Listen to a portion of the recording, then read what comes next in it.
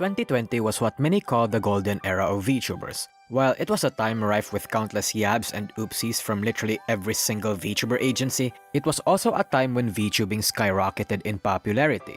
It was called the VTuber Boom. And while I talked about it briefly in many of my videos, I've yet to actually explain what caused the VTuber boom in the first place and what factors played into making these anime girls invade every facet of streaming and weeb culture throughout the world. And now, I'm about to tell you. So sit the fuck down, let's do some history.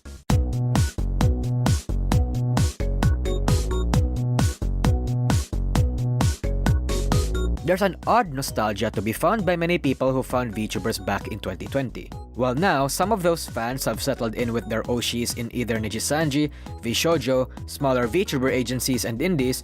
Most people's gateway into the industry at this time was none other than Hololive, which is why the points I'll be talking about actually revolve around them more so than everyone else. It's actually odd too because conceptually, Hololive was always an underdog, the niche agency with an idol twist. It really wasn't supposed to be anything revolutionary, especially considering that most VTubers before them already partook in idol-related activities like having their own concerts, song covers, or having similar cultures. Yet despite that, they've caused the VTuber boom and even somewhat mainstreamized idol culture in literally every facet of VTubing, to a point where both concepts are now actually homogenized. When you hear VTubing, idols are probably going to be the second or third thing you synonymize it with. So how did they do it?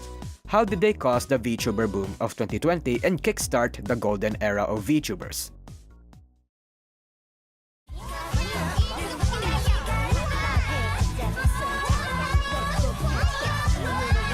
The first reason for the VTuber boom are fanworks, and they include clippers and the shit ton of dead animators that got out of the grave. See, the thing about Hololive at the time was that they somehow had the most dedicated clippers.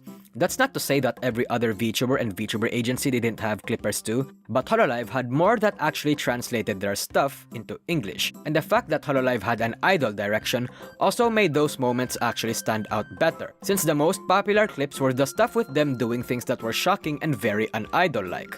A random Japanese woman saying the N-word and shouting "stay home" while committing mass murder is very un-idol-like. A Japanese woman pissing into a mug and making people drink it is very un-idol-like. Someone selling drugs and making commercials out of it and telling their managers to fuck off is very un-idol-like. Weirdly enough, the fact that they had a culture that discouraged them to do particular things made it so that when they did those things, it was much more hilarious and clippable. This was the advantage that Hololive had compared to everyone. The culture around them made it a better hook for many people. Now, this isn't me saying that these restrictive tendencies that the idol culture has is a good thing. It's just me saying that it makes people stand out when they do things that break those cultures regardless, compared to someone doing something funny that they are already allowed to do. That being said, the fact that Hololive clips and fan content were more easily accessible and prevalent made it so that they are the main reasons why the VTuber boom of 2020 happened. Animators also played their part. People that were inactive for a long time went back into creating dorky animations once they got into VTubers. And these were so high quality and entertaining, they were the gateway for other people too. Legendary clips became footnotes in VTuber history, and certain phrases became memes that appealed to everyone in the English community. And honestly, what's a better way to appeal to the international fans than through memes?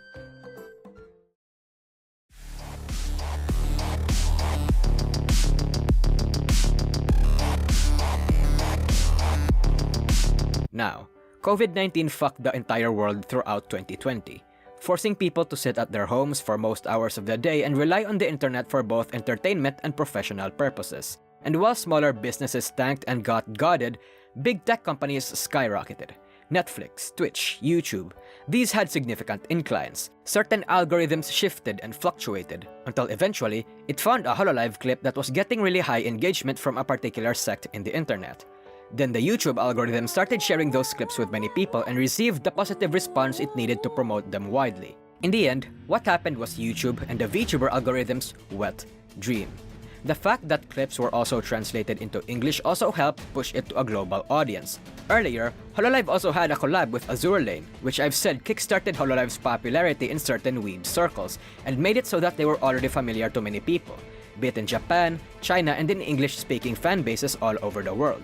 The Chinese side of the internet also helped. As before the Coco Yab happened, a few significant promoters of EN translated content were managed by Chinese fanbases. The algorithm made a perfect storm worldwide where VTuber and fanworks circulated and invaded many people's recommendations. Once someone clicked on a VTuber clip, the algorithm showed them more. It was an endless cycle where everybody had a great difficulty escaping from. Thus, why it's called the VTuber rabbit hole.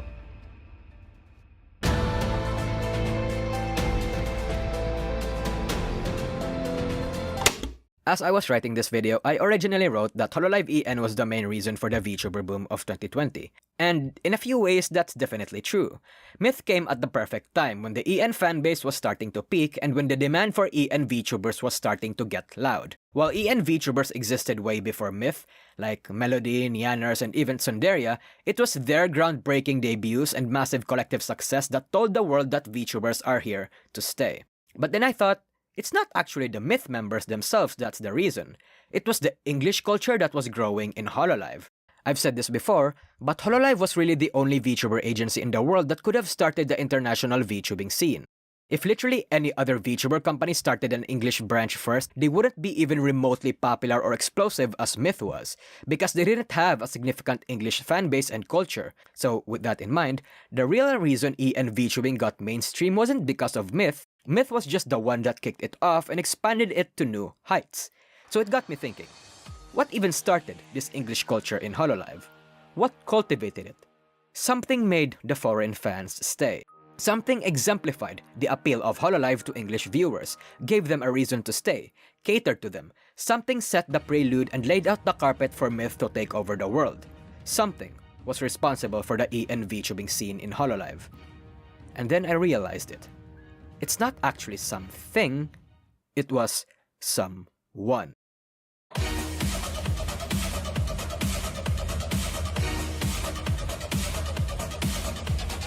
Kiryu Coco is the bigger reason that Holo EN exists, and by extension, the mainstream EN VTuber industry, as she was the one that introduced the idea to Cover Corp in the first place, even before the EN fanbase got as big as it did. She was the one that cultivated the EN fanbase and catered to them with her memes and understanding of Western humor.